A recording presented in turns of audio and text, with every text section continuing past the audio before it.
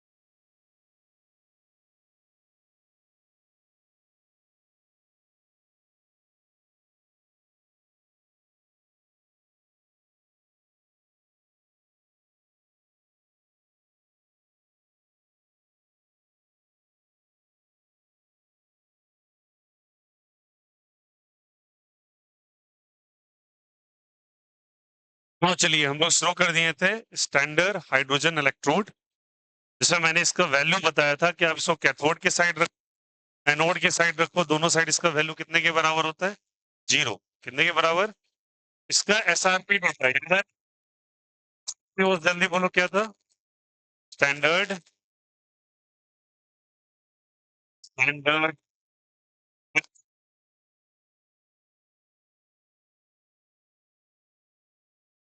Reduction potential जो था आपका एसएचजी का, वो क्या था बोलो? 0। और एसओपी भी कितना था बोलो?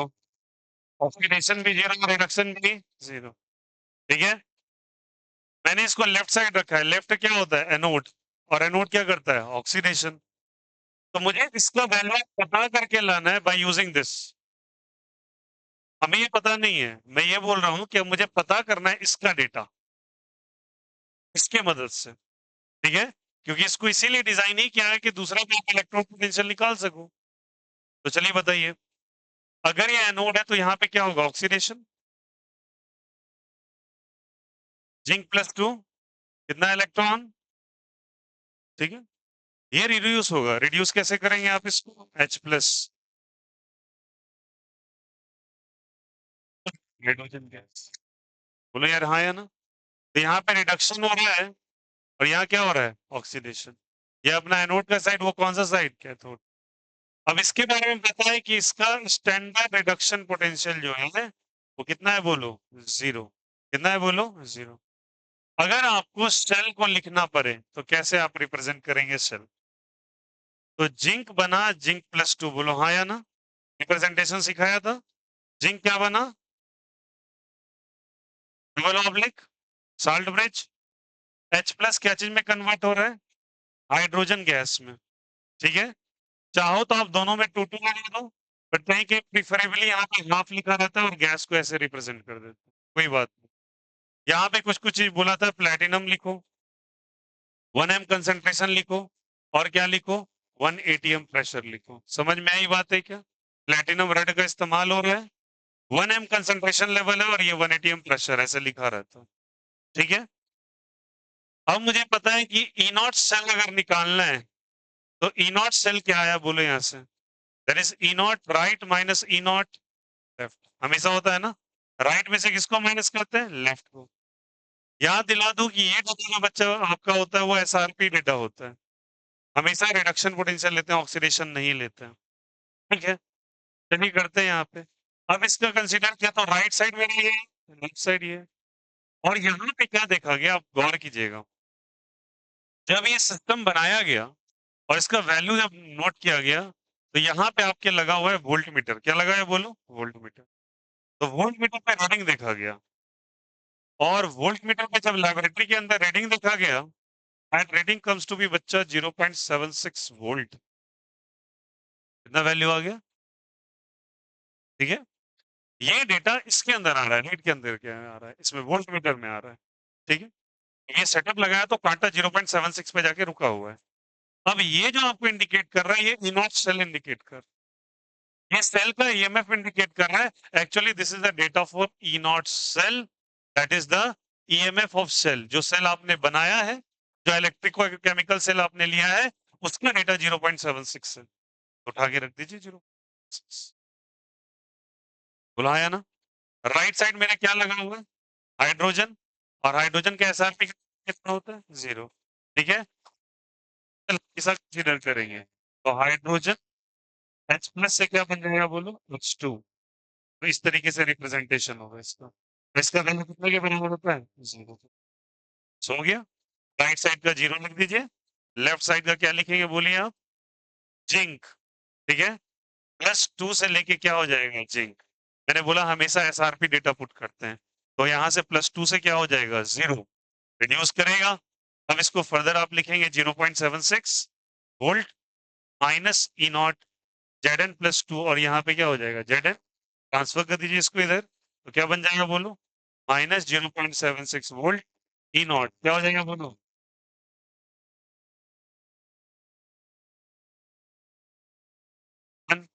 क्या यही वैल्यू आया था निकल के? तो भैया एसएचई का इस्तेमाल ही होता है किस चीज के लिए? दूसरे का रिडक्शन पोटेंशियल पता करने के लिए। तो अगर ये जिंक के साथ है, तभी हमें इलेक्ट्रोकेमिकल सीरीज एक लिखेंगे।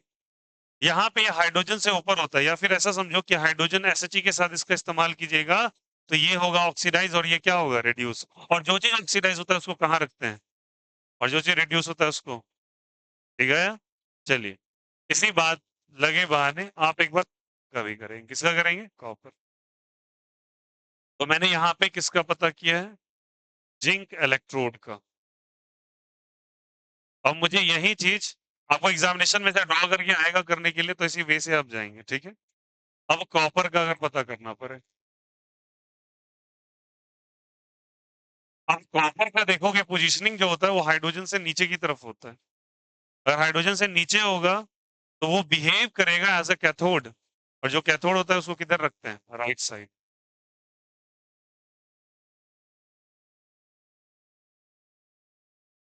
मान लीजिए कॉपर लिया तो कॉपर सल्फेट सॉल्यूशन लेना पड़ेगा। बोलो हाँ या ना? I am forgetting one of the thing, that is what? बोलो हाँ या ना? वहां भी सॉल्ट ब्रिज आप बना ले।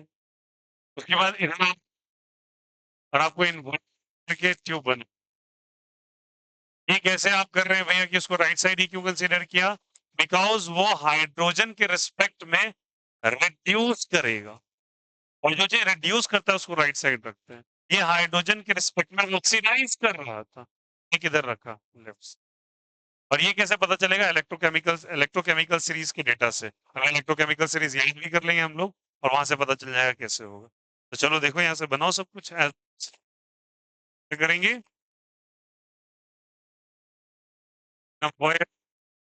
एक वोल्ट मीटर कनेक्शन, और फिर यहाँ से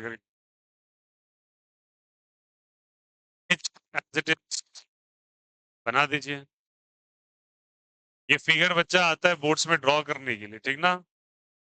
तो इसलिए मैं ज्यादा प्रेफरेंसली बोर्ड्स के लिए बनवा रहा हूँ आपको, ज्यादा वहीं पे पूछा जाता है। फिर यहाँ पे ऐसे करके इनलेट हाइड्रोजन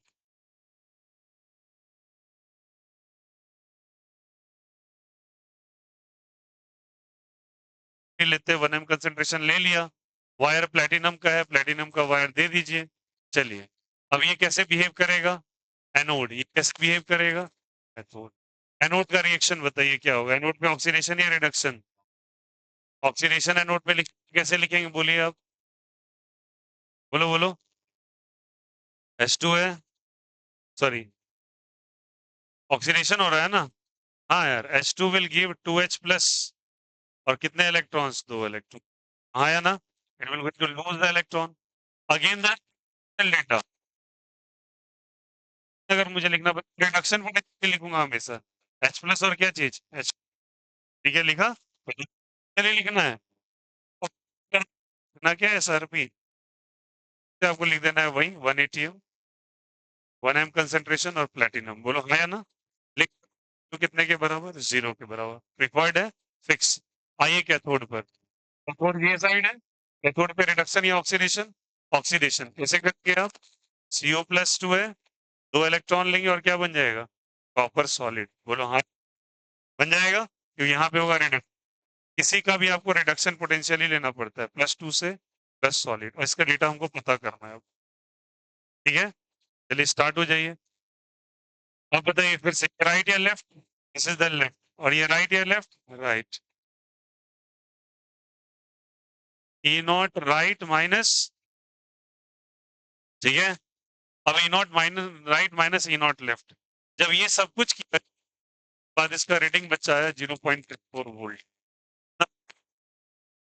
कौन सा है लेबोरेटरी में एक्सपेरिमेंट कर रहा है उसका डेटा स्विच ऑन है वहां पे देख रहा है वो डाटा फ्लिक होके वहां पे जाकर रुका हुआ है और वोल्टमीटर के दोनों साइड रीडिंग्स होती है लेफ्ट राइट दोनों ठीक है तो राइट साइड कहीं पे जाके 0.34 पे अटका हुआ है आ गया पता चल गया अब जैसे पता चला तो बस लगा दो ई नॉट सेल का वैल्यू कितना 2.3 E naught right this is the right sorry this is the right तो ई नॉट क्या हो जाएगा +2 से लेके CU और ई नॉट लेफ्ट का वैल्यू 0 तो ई नॉट CU +2 से CU का डेटा कितने के बराबर 0.34 वोल्ट आ गया सिंपल ठीक है याद रखिएगा SHE की मदद से by using the standard hydrogen electrode we can use to calculate the standard reduction potential of the different electrodes दूसरी दूसरी एनर्जी का एसआरपी डेटा कितना होगा उसकी मदद से आ जाएगा बस ये ध्यान रखना है कि हाइड्रोजन अगर ऑक्सीडाइज हो रहा है लेफ्ट साइड रिड्यूस हो रहा है राइट साइड और जो सेल आप कंपेयर कर रहे हैं अगर ये राइट है तो ये लेफ्ट होगा ये राइट है तो वो लेफ्ट होगा आया समझ में राइट माइनस लेफ्ट कर दीजिए आंसर आ जाएगा ये रीडिंग आपको दे देगा सेट समझ में आ गया कैसे करना है अगर आपको आ जाए तो प्लीज इसे बना के पूरा लिख लीजिएगा and please right the reaction in the correct order ये सब इंपॉर्टेंट है देखो ये डायग्राम कोई भी छापो आपके लिख ही लेता है यहाँ पे एग्जामिनर चेक करेगा एक्चुअली नंबर यहाँ से बैठाना चालू करेगा ठीक है चलिए कीजिए एक दो और भी आप कर लेना जैसे आयरन का आप कर लेना प्रैक्टिस के ठीक ना आयरन का वैल्यू आप देख लेना और खुद से कर लोगे Fe+2 Fe+3 आप कर लेंगे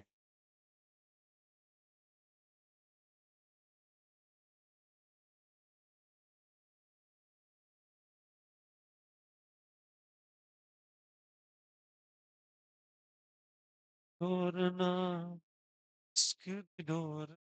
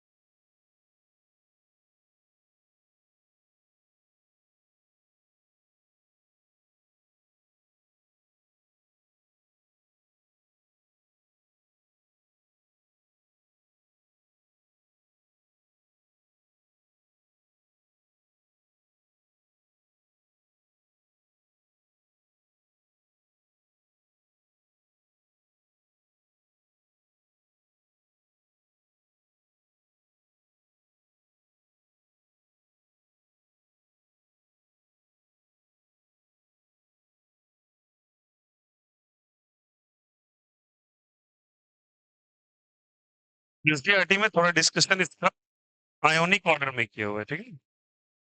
आपको मेमोराइजिंग ऑर्डर में रखेंगे दिमाग में, ये पूरा आपको याद रखना है, ठीक है? तो इस चैप्टर में सबसे बड़ा यहीं पे टर्निंग आता है। और यही नहीं, इसका केवल यही यूज़ नहीं है, हर चैप्टर में अगर आपको कुछ क्वेश्चन का बहुत अच्छा एक्सप्लेनेशन देना है, उसके लिए ये चाहिए। बहुत कुछ इसमें डेटा निकल के एक साथ आ जाता है, तो बहुत अच्छे से समझेंगे इस सीरीज़ को फिर, ठीक है? हो गया लिखा हुआ सबका उधर? पहले इसको करते हैं याद। याद करने के लिए मैं कोई निमोनिक्स बताऊँगा आपको, निमोनिक्स को रखना है दिमाग में और ऐसे ही याद रखना है जैसे बताऊँगा, ठीक है? थोड़ा मैं लंबा करके सीरीज़ लिखा है, एनसीईआरटी से थोड़ा-सा ज़्यादा एलिमेंट है, पर एनसीईआरटी मैक्सिमम यहीं तक प्रेज़ेंट है, वहाँ पे आयोनिक डेटा लिखा हुआ है, ठीक है? चलिए देखेंगे सब कोई। ऐसे ही याद रखना, ली के बाबा, सरकार, काका। अब सीए समझ रहे हो ना? Ignore it. फालतू की बातें ये नहीं कि इसका ये होता है, उसका वो होता है। करना आपको ये है। देखो यार, ली नाम का एक लड़का है, ठीक है? उसकी शादी हो रही है और दहेज अब ये लोग इसके शादी की बातचीत कर रहे हैं। कौन-कौन? बाबा सरकार। कहीं-कहीं बोलते हैं बाबा को, जो बड़े होते हैं उनको सरकार बोल देते हैं। काका, चाचा जी? नहीं, अब ये लोग दहेज का डिमांड करेंगे, माँगी, ठीक है ना? ली के बाबा सरकार, काका ने माँगी क्या? क्या माँगने जाएँगे? अलमारी। फिर बोलेंगे पैसा लाओ, पैसा। जनरेटर, अब जनरेटर का स्पेलिंग यहाँ पे ऐसे लिख रहे हैं, समझाने के लिए, ओके? फिर बोलेंगे कार भी लो, बोलेंगे फ्रिज भी लो, फिर माँगेंगे सीडी, याद करो सीडी एक पुराने ज़माने में चलता था, कॉम्पैक्ट डिस्क, उसमें 1 मूवी 2 कैसेट में रहता था, अब वो सब चीज़ चला गया। तो अब लिखो, जो ली है ना, बोलता है साला हम अपने कमाते हैं, हम ये सब फालतू चीज़ ये सब बैठ के अपना यूज़ करेगा, मेरा नाम पे ले रहा है। होता है ना कभी दहेज ले लेते हैं, घर में रख लेते हैं, दादी घर में, लड़का को बोलते जाओ तुम नौकरी करो। तो इसको कोई ज़रूरत नहीं है ये सब चीज़ का, सब लगा के रखा हुआ है वो। बट ये लोग माँग रहे हैं, तो ये सब चीज़ माँगे, लिस्ट दिया उन्होंने, देखो क्या-क्या चीज़ का लिस्ट दिया। बोले अलमारी लाओ, पैसा लाओ, जनरेटर लाओ, कार लाओ, फ्रिज लाओ, सीडी लाओ। अब इसको ये सब चीज़ से कोई लगाव नहीं है, तो लिखेंगे को नहीं स्नेह। स्नेह मतलब समझ रहे हो? लगाव नहीं है इसको। यहाँ तक बात समझ में आ गया? इसको एक ऑर्डर में याद रखेंगे। ली के बाबा सरकार, काका ने माँगी अलमारी, money generator, car, fridge, CD को नहीं स्नेह। मतलब ली को ये सब चीज़ का कोई प्यार नहीं है। पड़ोस में एक लड़की रहती है प्रभा। अब यहाँ पे आया कहानी में टर्न। इसको बोला लड़का अच्छा है, मारती थी लाइन इस पर।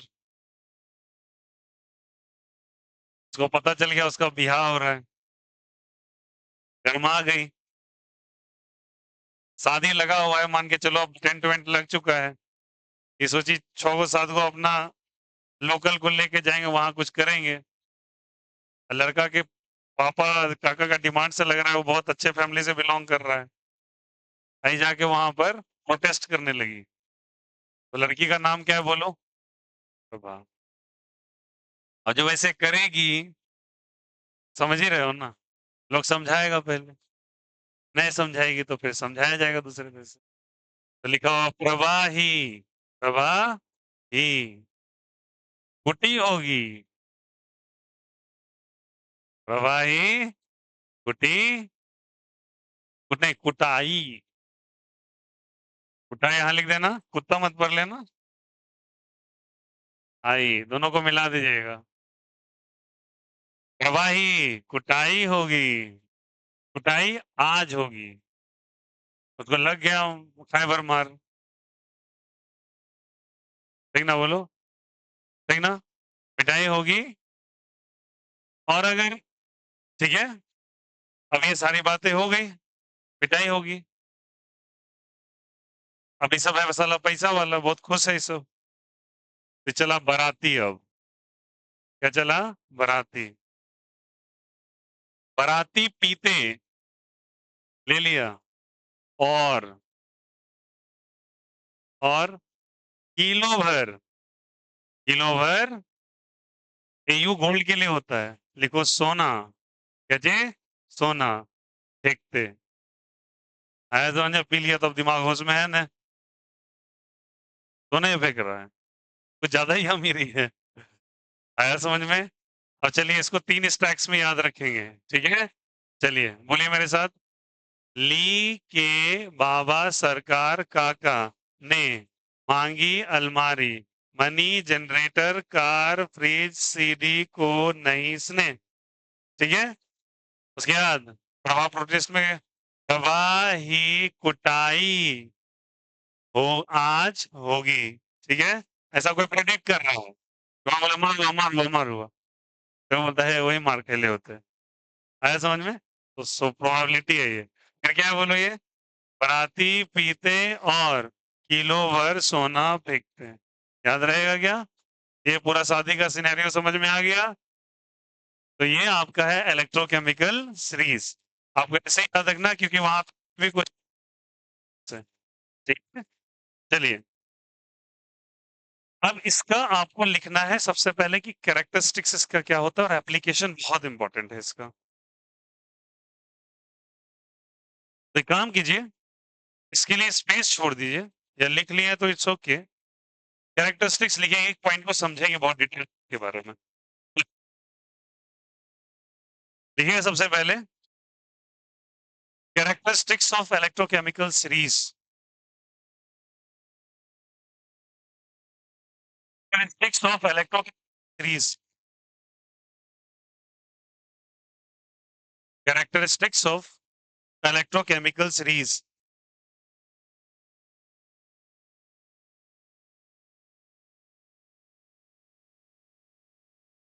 Of electrochemical series. Electrochemical series का कैरेक्टरिस्टिक्स देखते हैं। पहला सुनो, हाइड्रोजन नजर आ रहा है कहीं आपको? हाइड्रोजन के ऊपर जितना भी आपको लग रहा है एलिमेंट, अच्छा ये किसका डेटा हो, पहले ये जान लीजिएगा। सबसे पहले ये एसआरपी का डेटा देता है। किसका देता है? SRP stands for standard reduction. अच्छा, रिडक्शन पोटेंशियल का मतलब रिड्यूस करने की ताकत, रिड्यूस होने की ताकत, होने की ताकत, करने की ताकत। ठीक है? तो लिखिएगा पहला, it gives the data of SRP. First of all, it gives the data of SRP.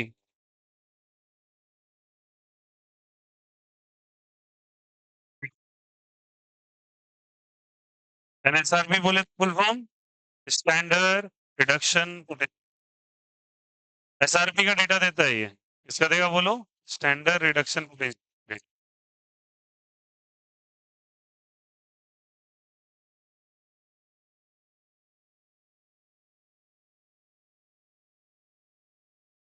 It gives the data of SRP.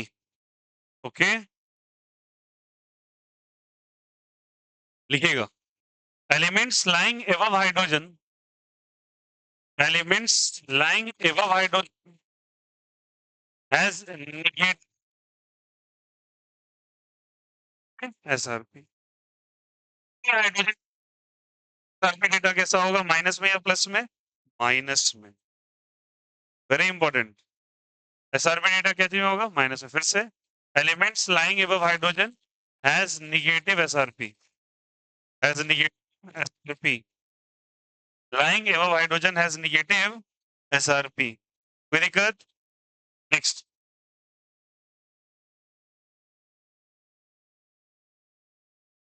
SRP for hydrogen is 0। Third, और hydrogen is 0 for hydrogen is 0। Point number 4, SRP of element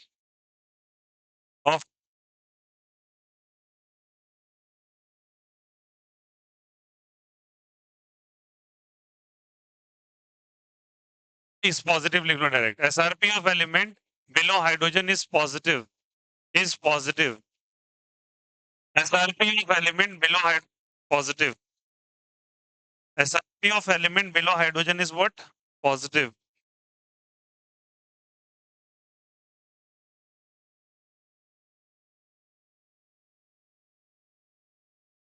next top to bottom लिखेंगे lithium minimum SRP sorry minimum sorry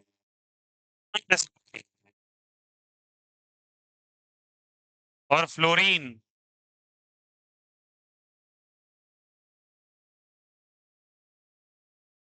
lithium minimum SRP और fluorine maximum SRP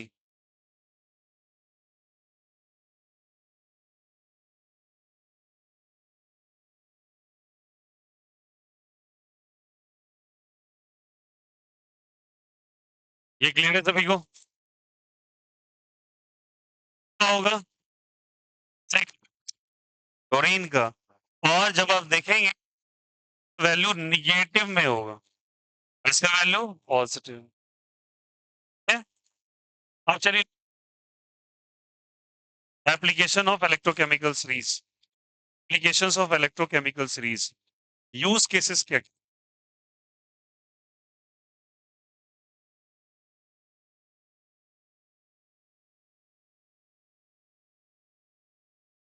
first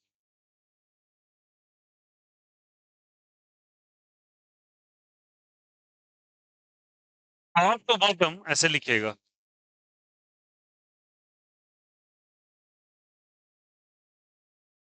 reducing power decreases oxidizing power increases ऊपर नीचे travel कीजिएगा reducing power घटता चला जाएगा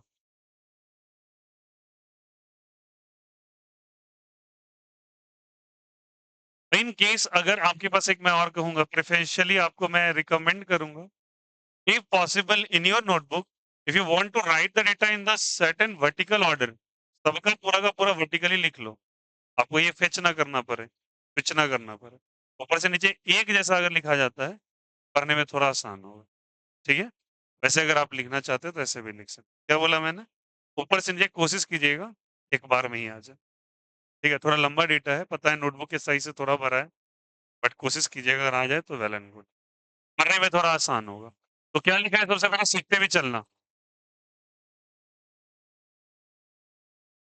तो जो फ्लोरीन प्रोड्यूस कर सकता है फ्लोरीन दुनिया का सबसे अच्छा इलेक्ट्रॉन एक्सेप्टर है ये किसी से इलेक्ट्रॉन ले लेगा और इलेक्ट्रॉन के लेने को ऑक्सीडेशन क्या देते हैं और कितना रिडक्शन बढ़ सामने वाले का तो इसके पास रिड्यूसिंग पावर है ही नहीं ये एक ऐसा एलिमेंट है जो खुद को रिड्यूस करते रहता है हमेशा और बाकी सबको क्या करेगा ऑक्सीडाइज इसीलिए लिख रहा है ऑक्सीडाइजिंग पावर इंक्रीजेस और रिड्यूसिंग पावर रिड्यूस करने की ताकत दूसरे रही है आया समझ में और ऑक्सीडाइज करने की पावर बढ़ रही है सबसे अच्छा ऑक्सीडाइजिंग एजेंट ये है और सबसे अच्छा रिड्यूसिंग एजेंट ये है हालांकि देखो देखा जाए तो सबसे अच्छा ये होता है पोटेशियम होता है बट लिथियम को कुछ उसके एनोमेलस बिहेवियर के लिए लिखा जाता है ठीक है तो लिथियम का सबसे ऊपर होता है कुछ reason is it okay next लिखिएगा एप्लीकेशन नंबर 2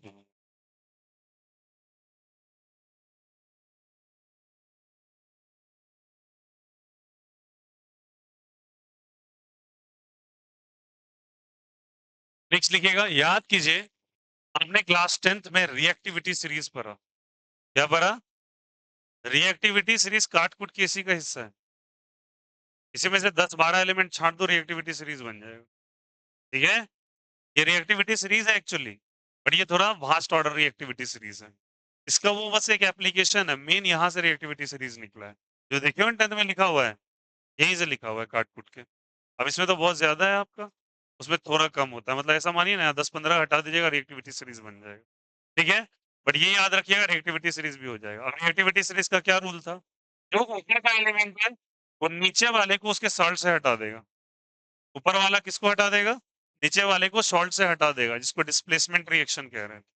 कौन सा reaction?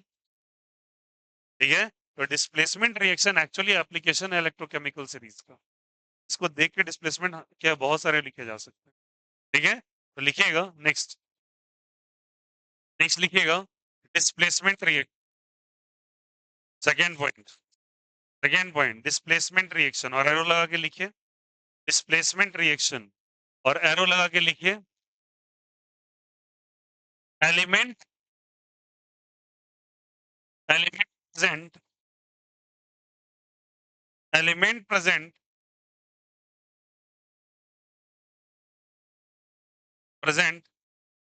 at the top position of at the top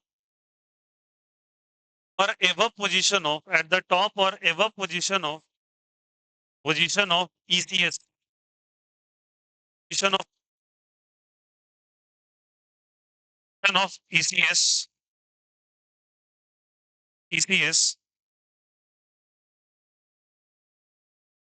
is able to replace is able to replace is able to replace the elements is able to replace the elements at the bottom position or below level bottom position or below level of ECS at the bottom position or below level of ECS at the bottom position or below level of ECS. ECS is electrochemical series जो पढ़ रहे हैं आप, ठीक है? What is the meaning of that? Look here. अगर मैं कहता देखो जैसे एग्जांपल के तौर पे आप कोई भी ले लो, कैल्शियम जिंक ही ले लो, कॉपर का पोजीशन का यहाँ है, और देखो वहां रिएक्शन लिखा था zinc plus copper sulphate, zinc sulphate plus copper, बोलो हाँ या ना? ऊपर वाला जिंक नीचे वाले कॉपर को उसके सॉल्ट से हटा देगा। देखो हटा दिया ना कॉपर को उसकी जगह से। और अगर कॉपर कर दो और जिंक सल्फेट ले लो, रिवर्स रिएक्शन नहीं हो सकता। है समझ में? ऊपर वाला नीचे वाले को हटाने की कैपेसिटी रखता है, बट नीचे वाला ऊपर को। This reaction is called as a displacement reaction. आया समझ में? अब वो कोई भी ऐसे है, जैसे मान के चलो मैंने कैल्शियम सल्फेट ले लिया और सोचे कॉपर से हटा ले, कैल्शियम सल्फेट ले लिया, जिंक से हटा ले, नहीं हटेगा। अगर मैं CaSO4 ले लिया और सोचा जिंक से रिएक्शन करा के आंसर कर ले, बोले नो आंसर। कैल्शियम सल्फेट का पोजीशन देखिए यहाँ है, जिंक नीचे, उल्टा कर लीजिए, जिंक सल्फेट ले लीजिए और किसे ट्रीट करा दीजिए, कैल्शियम, तो बन जाएगा CaSO4 और जिंक।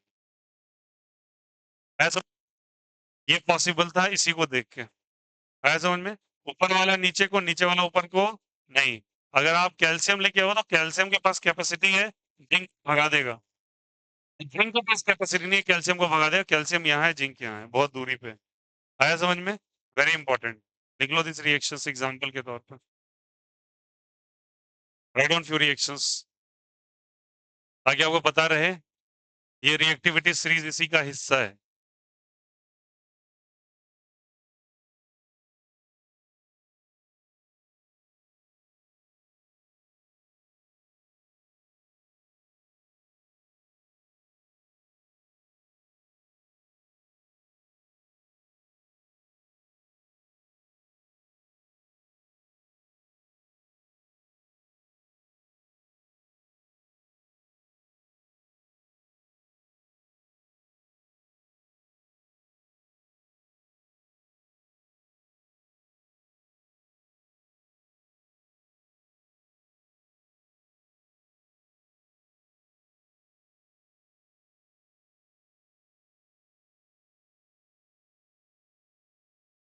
ठीक है, बोलो आया नहीं आया? और ये बहुत जगह काम आने वाला है, हर चैप्टर में इंटर करेगा इलेक्ट्रोकेमिकल सीरीज। थर्ड, अब देखिए एक और बहुत अच्छा एप्लीकेशन है, और ये रिएक्शन होगा, इंटर हैलोजन रिएक्शंस होते हैं, ये जाके आपको पढ़ना है पी ब्लॉक एलिमेंट्स में। हाँ लुक हियर, जो हैलोजन या नॉन मेटल नीचे रहता है उसके पास कैपेसिटी है कि ऊपर वाले को हटा दे, उल्टा चलेगा यहाँ पर। क्या बोल? नॉन मेटल जो किधर है, नीचे, वो किसको हटा देगा? ऊपर वाला नीचे वाले को नहीं हटा पाएगा।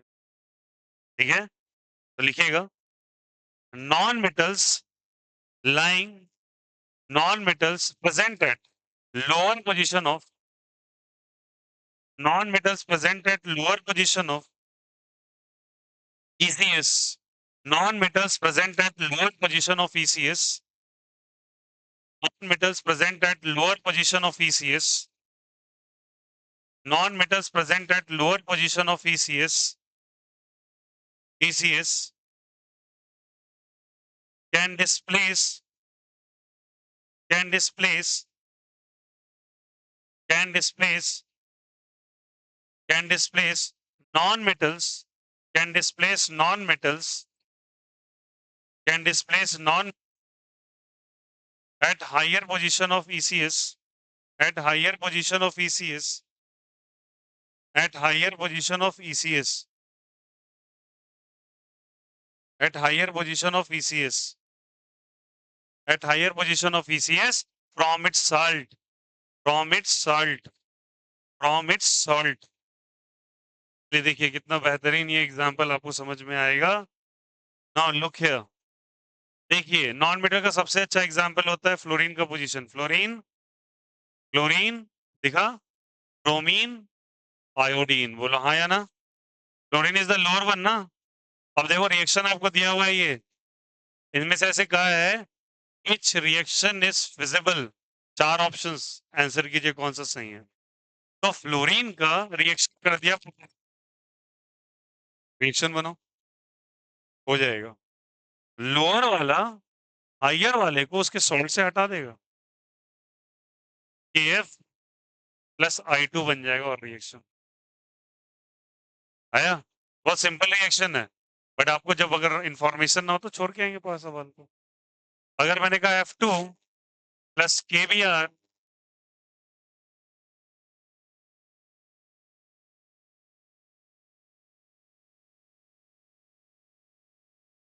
अग्रीड. लेकिन अब थोड़ा सा रिवर्स ऑर्डर आते हैं.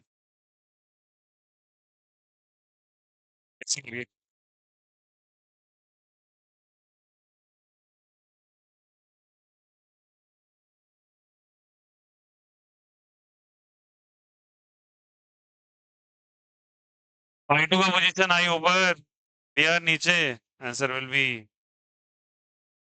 Br2 KCl. हुआ क्या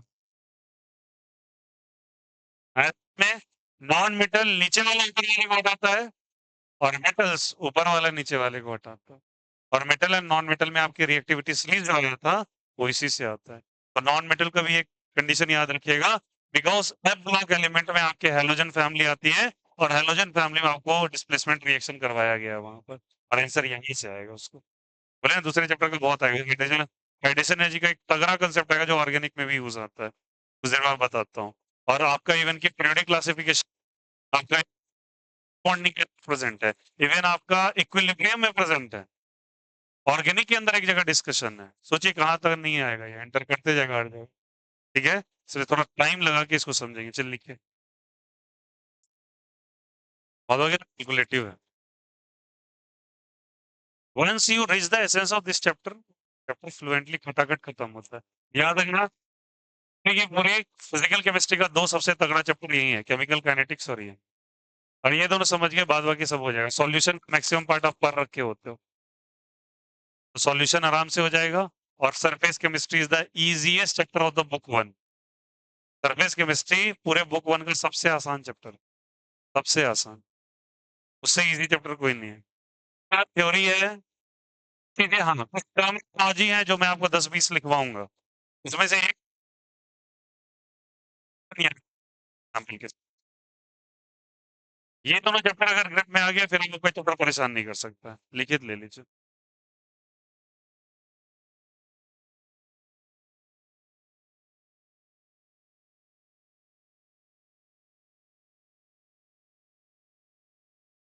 केमिकल काइनेटिक्स आप प्रैक्टिस अच्छे से करके लोग एमटीजी एनसीईआरटी पूरा बना के आओगे. क्वेश्चन सेट करूंगा सही वाला, और उधर हेलो एल्केन्स दिया है ना, नहीं बायोमोलिक्यूल्स ना, बी रेडी अबाउट दैट.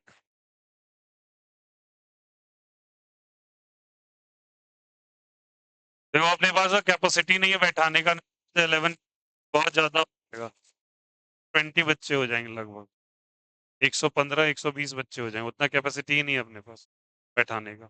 11-12 का मैं सोचा मिक्स करके पेपर ले लेंगे, बट अपने पास अभी उतनी कैपेसिटी नहीं है बैठाने के लिए, स्टूडेंट का स्ट्रेंथ ही ज्यादा। क्लियर है, बोलो हाँ या ना? चलो कर लो। इन केस किसी को टाइम मिलता है, आप लोग देखो बोलो पेपर देने जा रहे हो, देखो भाई एक एक चीज का पूरा लेक्चर डेली अपलोड हो रहा है। You are going to, if you want to revise, revise everything. मैं सब कुछ एकदम डिस्टिंक्ट ऑर्डर में करके डाल रहा हूँ, एक एक चीज प्लेलिस्ट सारा का बना के दे दूंगा, जो भी आपको करना है। जैसे मोशन इन प्लेन चल रहा है, एक जगह काइनेमेटिक्स चल रहा है, if you want to go with it, go with it. जाइए रिवाइज कीजिए, नोट्स बनाइए, स्क्रीनशॉट लेके रख लीजिए, बट आपका रिवाइज होता रहेगा। बस सुनने की आदत डाल लो, लिखने का टाइम नहीं है। अग्री करता हूँ आपके पास समय कम है, स्क्रीनशॉट्स ले ले, जब मौका मिले। टाइम वेस्ट करने से अच्छा है, जब किसी से फालतू का बैठे हुए हैं, कोई काम नहीं मिल रहा है, नोट्स लिखा करो, दैट्स इट। लिख सकते हैं ना कॉपी देख के, मैं क्या ही चला जाएगा, बोलो हाँ या ना? तो लिखने की आदत डाल लीजिए, सबसे बेहतर। लिखेंगे अपने आप क्लियर हो जाएगा सब कुछ, कोई कोई दिक्कत? चलो अब आगे बात करते हैं भैया, दिस अबाउट क्या बोलो, रिप्लेसिंग ऑर्डर। फिर नेक्स्ट लिखिएगा, आप बताओ आप ही के अनुसार रिएक्टिविटी किसकी ज्यादा होगी, ऊपर की या नीचे की? Metals are highly reactive, potassium sodium के बारे में सुना ही होगा। थोड़ा खुला छोड़ दो, एनवायरनमेंट में मॉइस्चर भी लग गया तो आपको कर लेता है। दिस आर हाईली रिएक्टिव और this are the less reactive, ठीक है, हालांकि रिएक्टिव होता है ये। ब्रोमीन को आप आसान मत आंकना, इट्स वेरी डेंजरस, ये बहुत गंदा एलिमेंट है, ठीक ना? लिक्विड फॉर्म में होता है ये, अच्छा बिल्कुल नहीं होता। रिएक्टिव ये भी होता है, बट ऑर्डर ऑफ रिएक्टिविटी इसका नहीं पकड़ सकता, ये लोग आगे पकड़ लेते हैं डायरेक्ट। है समझ में? लिखिएगा, लिखिएगा reactivity from top to bottom decreases, reactivity from top to bottom decreases. कौन सा पॉइंट है? Reactivity from top to bottom decreases, reactivity from top to bottom decreases, top to bottom decreases।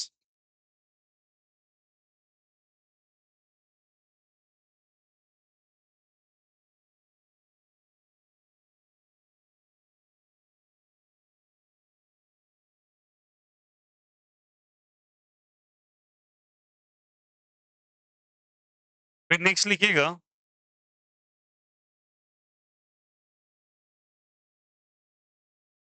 Oxides जो होते हैं ना, सुन लेना अच्छे से, ऑक्साइड्स का चर्चा है बहुत जगह और इस चैप्टर में भी आएगा।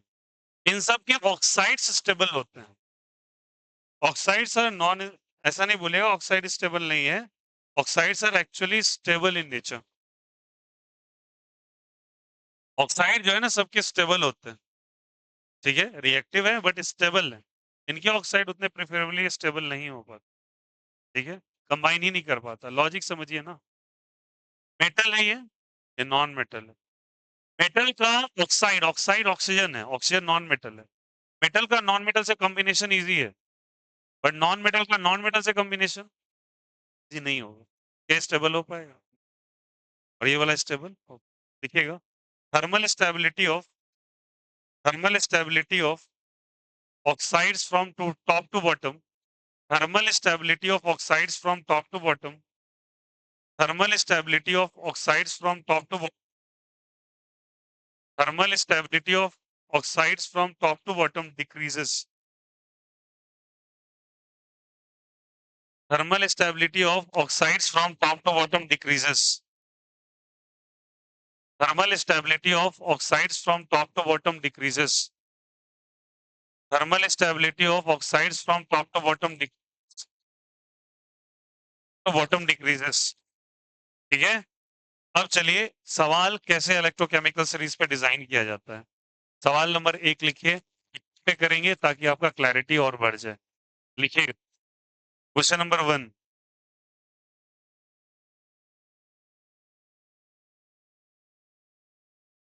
Compare the reducing power, compare the reducing power from the given data, compare the reducing power from the given data, question number 1। Compare the reducing power from the given data.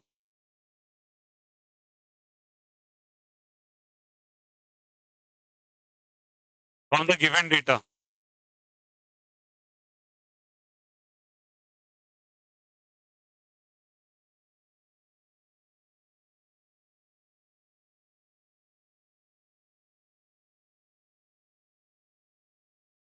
सबका SRP value दे रखा है, सबका SRP value दे रखा है।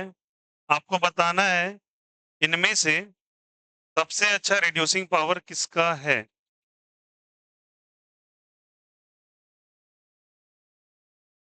बोलिएगा, सबसे अच्छा reducing power किसका है, तो सुन लो। जितना निगेटिव, वेरी गुड, जितना निगेटिव होगा उतना ऊपर होगा, रिड्यूसिंग पावर उसका उतना ज्यादा होगा। सबसे अच्छा कौन सा हो जाएगा, सी। करेक्ट है। के बाद हाइड्रोजन के नीचे देखो नॉन मेटल्स है, ये क्या रिड्यूस करेंगे, ये खुद रिड्यूस हो जाते हैं। बहुत आया समझ में। मैंने बोला था हाइड्रोजन के नीचे प्लस और हाइड्रोजन के ऊपर माइनस वाले सब देखो, सब रिड्यूस करने के लिए बैठे हुए हैं। मैग्नीशियम के पास जो फटाक से इलेक्ट्रॉन दे देगा, जो इलेक्ट्रॉन दे रहा है वो खुद को ऑक्सीडाइज करे और सामने वाले को रिड्यूस। तो रिड्यूसिंग पावर पूछ रहा है आपके पास कितने रिड्यूस करने की कैपेसिटी है, तो सबसे अच्छा जिसका निगेटिव जितना ज्यादा रिड्यूसिंग होगा। अगली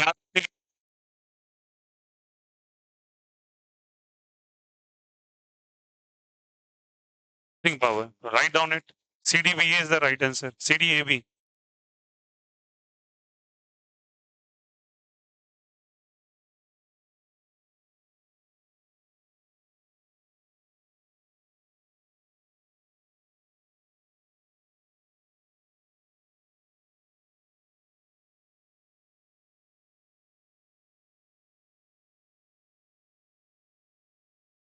नेक्स्ट लिखिएगा,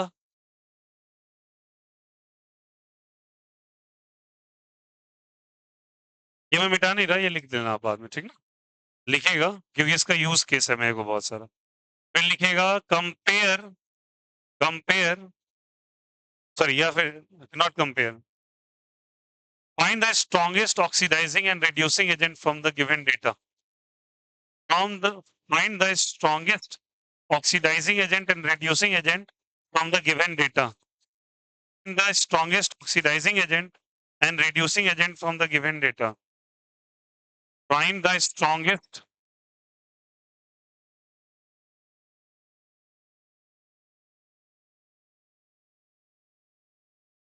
from the given data.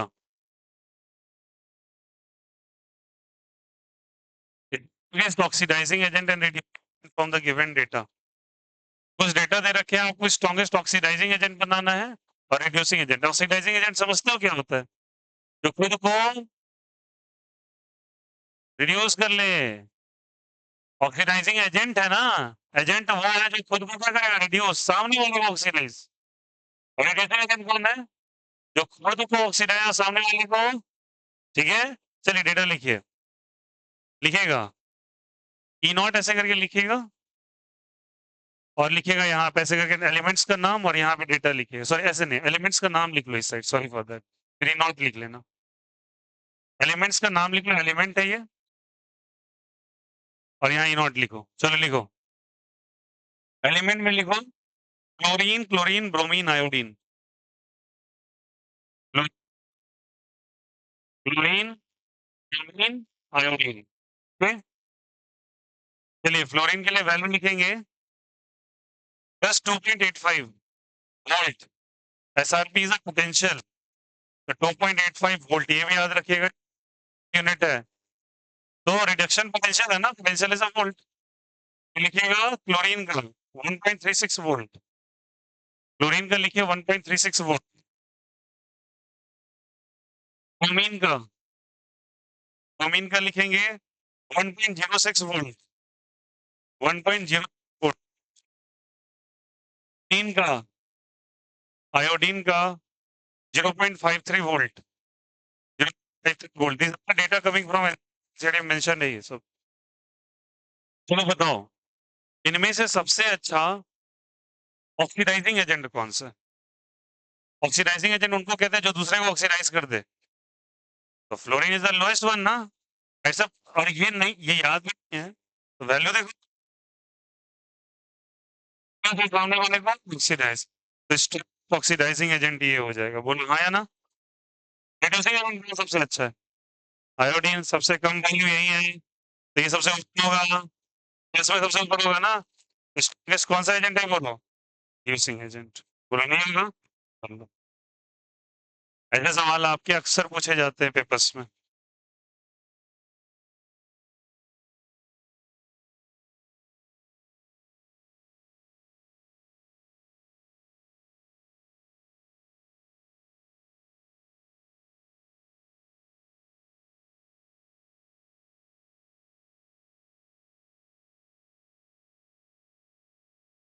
फिर लिखिएगा next question number 3, find the strongest oxidizing agent, find the strongest, find the strongest oxidizing agent, strongest oxidizing agent, again element का नाम, इनॉट का value,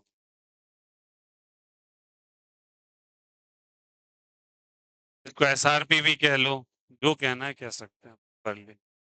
write down the elements, magnesium, sodium and barium, magnesium, sodium and barium, आपको बताना है strongest oxidizing agent, ठीक है। Magnesium के लिए डेटा लिखेंगे,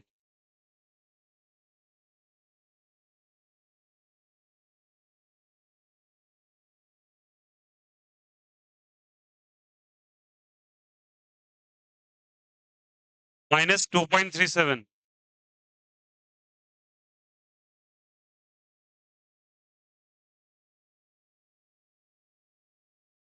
फिर लिखो सोडियम के लिए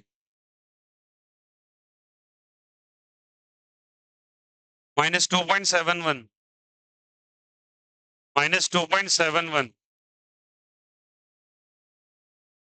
और कौन सा है, बेरियम, बेरियम के लिए लिखिए -2.90,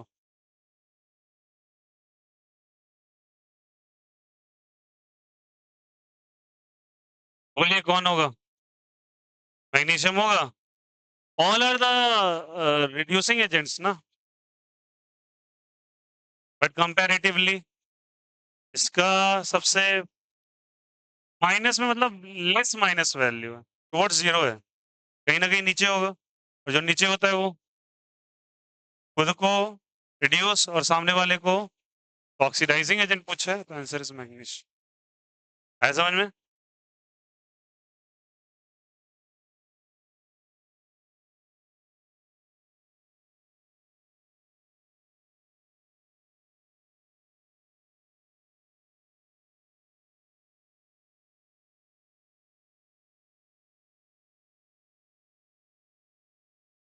लिखिएगा arrange in the ascending order of reactivity, arrange in the ascending order of reactivity, arrange in,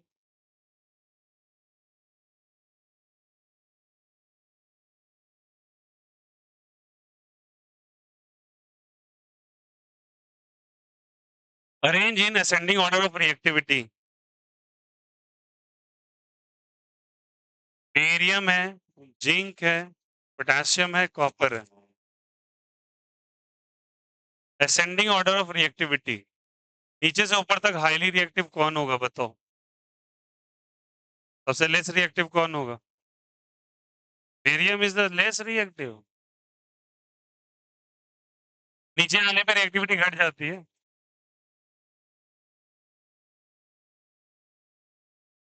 barium या पोटेशियम, बेरियम ना, कौन, पोटेशियम, लेस रिएक्टिव कौन, इसीलिए एलिमेंट्स को डेली लाइफ में यूज करते हैं, कॉपर को यूज करते हैं क्या, हाँ, गोल्ड यूज होता है, यस, प्लैटिनम यूज होता है, सिल्वर यूज होता है, जो रिएक्टिव नहीं है उसको यूज करते हैं, जो रिएक्टिव उसको लेबोरेटरी में रखते हैं। आ गया,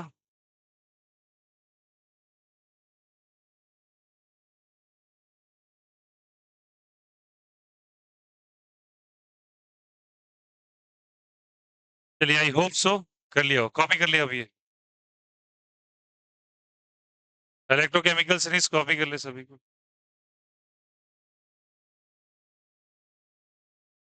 अगर सिंगल स्ट्रक्ट ऑर्डर में हो जा रहा है तो it's okay.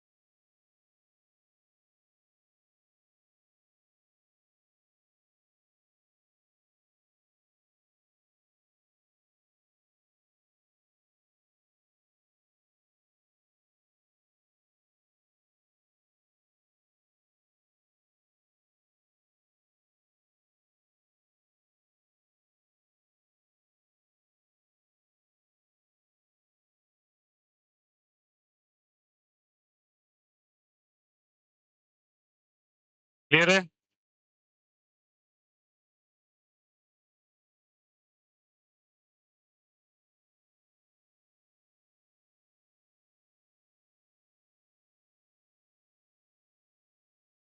Now give the topic. हो गया हो तो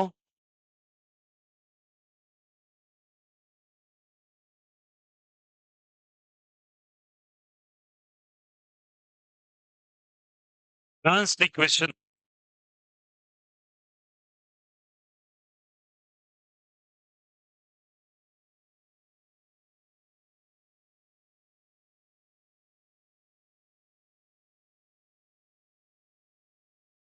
give the topic Nernst equation.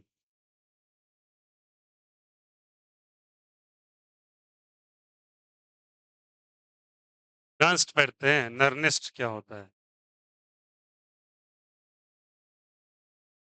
Nernst equation.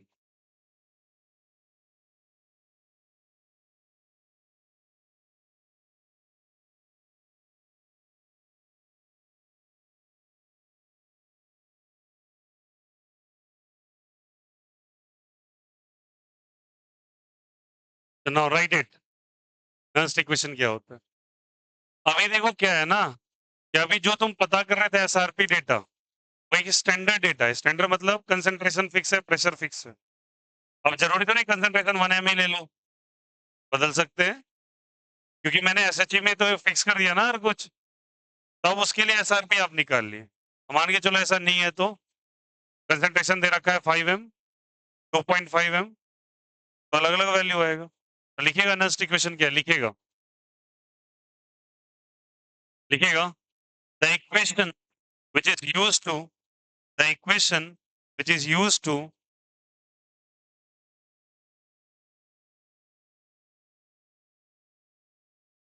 the equation which is used to determine the value of which is used to determine the value of which is used to determine the value of EMF of a given cell. Determine the value of EMF of a given cell. EMF of a given cell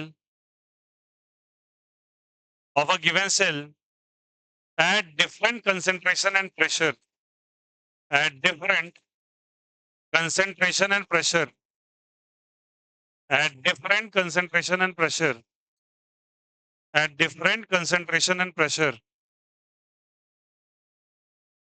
at different concentration and pressure. Now ये equation को बहुत अच्छे से समझने की कोशिश कीजिएगा. The equation is given by E is equals to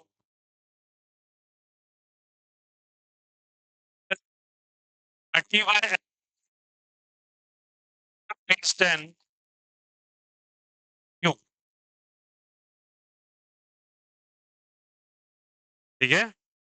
अब ये ई नॉट सेल आपको पता है. अभी तक भी ई नॉट सेल ही जान रहे थे. अब इसको जानने के लिए सब कुछ आपको आना चाहिए. ठीक है. चलिए ये करके समझते हैं. पहले पहले आते हैं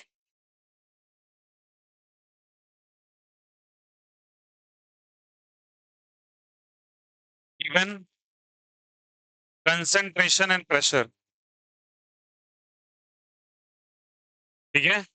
कंसंट्रेशन एंड प्रेशर कोई भी चल सकता है. वो आएगा सवाल तो समझेंगे. इलेक्ट्रोकेमिक. ठीक है. और इसको निकालने का तरीका ई नॉट राइट माइनस लेफ्ट. कहते हैं अभी राइट माइनस क्या चीज लेफ्ट. नॉर्मल तरीका. R S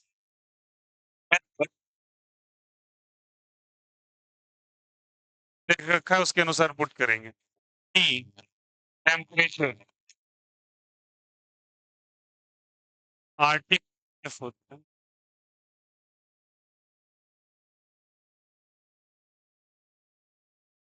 RT bye NF. Temperature की हम बात करेंगे. हम लोग आर का वैल्यू वैसे 8.314 होता है ना. देखो इसका 3 वैल्यू होता है. 8.314 भी होता है. 0.0821 भी. अब कौन सा यूज होगा वहां पे देखेंगे. ठीक ना. हालांकि मैक्सिमम केस में 8.314 का इस्तेमाल होता है. टेम्परेचर है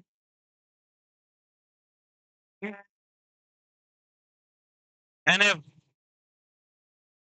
number of electrons involve in the reaction. Involve in reaction. अब ये बात जब हम रिएक्शन लिखेंगे तब करेंगे. और एफ बोलो. और इसका वैल्यू 96500 कूलम होगा. बिल्कुल ना रे. फराडेज लॉ आपका टॉपिक ही है इस चैप्टर में. क्लास पढ़ाएंगे उसके अंदर ये वैल्यू बताएंगे कैसे आएगा. फिलहाल तो हमें ये कैलकुलेट करना है.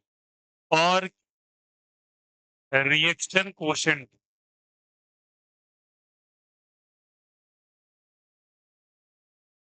क्या कहते हैं उसको. Reaction quotient.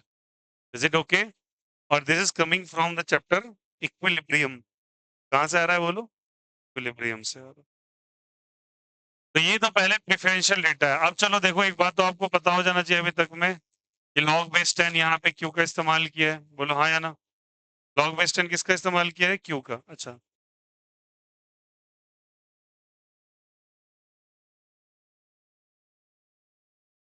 याद है नेचुरल लॉग और यहाँ पे 2.303 और ऐड कर लेना. ठीक ना. यहाँ पर तब लॉग 10 होगा. नहीं तो यहाँ पे ln लिखना पड़ेगा. क्या लिखना पड़ेगा. अगर आप इसको नहीं लिखना चाहते ऐसे तो इसको ऐसे माइनस आर टी वाई क्या लिखेंगे एनएफ. और यहाँ पे ln लिखना पड़ेगा. ln याद करो. इसको और लिखना करते हैं लॉग बेसी. लॉग कराया था. नहीं आ रहा है बच्चे. ये चाहिए लिखो. बात देखिए इसमें 2.303 एक्स्ट्रा है. The relation between natural log and the common log. जहां लॉग एंटी लॉग पर है वहां पे देख लीजिएगा वापस से. हाँ आया ना. Is it okay.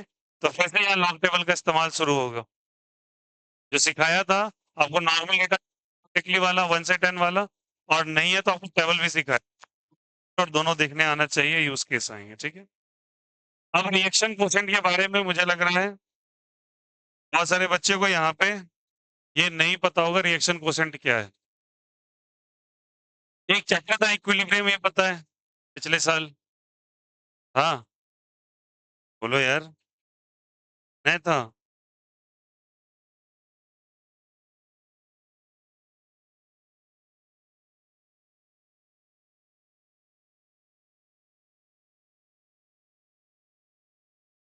देखो जैसे लुक हियर, जैसे मान के चलो कोई रिएक्शन दे रखा है, something B give C and D, और इसका कोफिशिएंट कुछ दे रखा है ऐसे करके, some alpha, beta, gamma, delta. Okay, दे रखा है। तो रिएक्शन कोशेंट कैसे लिखते हैं? रिएक्शन कोशेंट अगर लिखना है तो ऐसे लिखते हैं, concentration reaction quotient Q, power कितना है बोलो, गामा, फिर टी पावर कितना है, डेल्टा, फिर नीचे क्या लिखेंगे, ए अल्फा, टी पे पावर। ओके, और ध्यान रखिएगा ये कंसंट्रेशन है, ये टर्म क्या है जल्दी बताओ, कंसंट्रेशन है, मतलब ये मोलैरिटी दिया होगा, क्या दिया होगा, पॉसिबिलिटी है कि अगर इसमें से कोई गैस हो जाए, मान लो इसको गैस ही कंसीडर कर लेते हैं, डी को, तो डी को गैस कंसीडर कर लिए तो थोड़ा सा यहाँ पे दिमाग लगाने, प्रेशर ऑफ डी ले लेंगे, प्रेशर ऑफ क्या लेना पड़ेगा, डी। तो यहाँ पे पीडी का मतलब क्या चीज है बोलो, प्रेशर ऑफ डी। तो दोनों टर्म में चल सकता है, गैस के टर्म में भी और कंसंट्रेशन के टर्म में भी। Okay, this is called as a reaction quotient. Okay, अब एक चीज याद रखो, देखो यार यहाँ पे कुछ गौर करना वैल्यू को, ई नॉट सेल है, ई सेल वैल्यू, और बोलो सब कोई क्या लिखा है, बोलो यहाँ पे 2.303 आर टी बाई क्या लिखो, n F log base 10, reaction quotient यही हो जाएगा क्यू। ठीक है, अब इसे आपको कैलकुलेट करना पड़ेगा, वो तो मैं सवाल में करवाऊंगा, इट्स क्वाइट इजी थिंग, कुछ नहीं वैल्यू पुट करना है और आराम से आ जाता है। इसमें बहुत सारा डेटा नेग्लेक्ट भी हो जाएगा, जैसे कि अगर सॉलिड रहा तो उसको नेग्लेक्ट कर देंगे, तो वहां जब बात करेंगे जब आएगा तब की बात है, आते तो है इस डेटा पर। ठीक है, अब गौर कीजिए यहाँ पे सबका डेटा तो फिक्स ही है, टी नॉट सेल रखेंगे यहाँ पे 2.303, आर की जगह 8.314, टेम्परेचर मान के चलो 298 ले लो, normal temperature 25 degree Celsius, n की जगह एन, और फ्लोरीन की जगह सॉरी फराडेज की जगह 96500 कूलम। ठीक है, और लॉग बेस 10, और यहाँ पे क्वेश्चन क्यों लिखा बोलो यार, बताओ एन के अलावा कुछ और बचा क्या, तो पता ही था। अब ये वाला डेटा कैलकुलेट होके आ जाता है भैया ऐसा करके 0.059। ठीक है, आपके लिए आसान हो गया, और नीचे क्या बचा बोलो, एन लॉग बेस 10 और क्या चीज क्यू, कैलकुलेशन तो बचा ही नहीं अब, बोला हाँ या ना। अब 0.059 को 0.06 भी कर सकते हैं, तो ये तो कुछ बचा ही नहीं फिर, फॉर्मूला हो गया आसान आपके लिए, खाली क्यू कैलकुलेट कीजिए और पुट कीजिए और आंसर लाके खुश हो जाइए। आया नहीं आया, so the actual final formula is, बोलो सब कोई, ई सेल बराबर E not cell minus 0.06 by n, और ये कैलकुलेट करना आ गया, दैट्स इट, सवाल कट से बन जाएगा, बोलो हाँ या ना। अब लॉग आपको आना चाहिए, अब यहाँ पे शुतुरमुर्ग की तरह मुंह मत बनाइएगा, लॉग कैसे होता है लिखिए,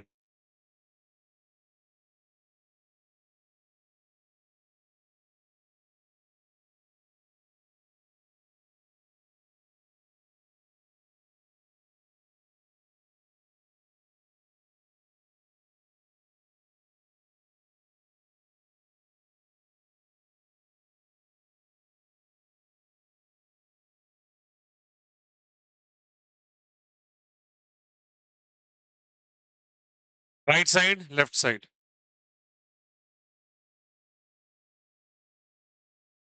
तो फाइनली आप ये याद रखेंगे,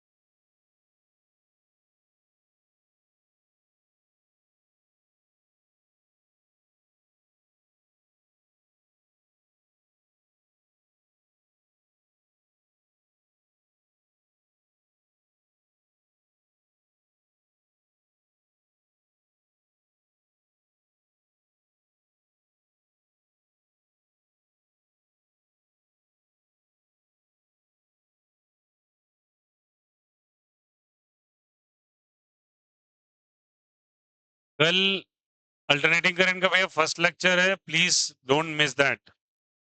अपलोड मैं कर दूंगा, अलग बात है, लेकिन फिर भी क्या है, कंफ्यूजन में जिएंगे नहीं तो। और फर्स्ट बुक का लास्ट चैप्टर में ध्यान रखिएगा, मेनली लास्ट है, क्योंकि ईएम वेव्स 2 दिन के अंदर खत्म हो जाएगा, उसमें कोई बिग डील नहीं है। बस थ्योरी डिस्कशन है, नोट्स भेज दूंगा, आपको उसको थोड़ा सा क्रैम करना पड़ेगा। मेनली यही चैप्टर लास्ट है और सेकेंड बुक के बाद शुरू हो जाएगा। और सेकेंड बुक में पहले करेंगे मॉडर्न, मॉडर्न के बाद करेंगे ऑप्टिक्स, सबसे लास्ट में लाइट पर रहेंगे।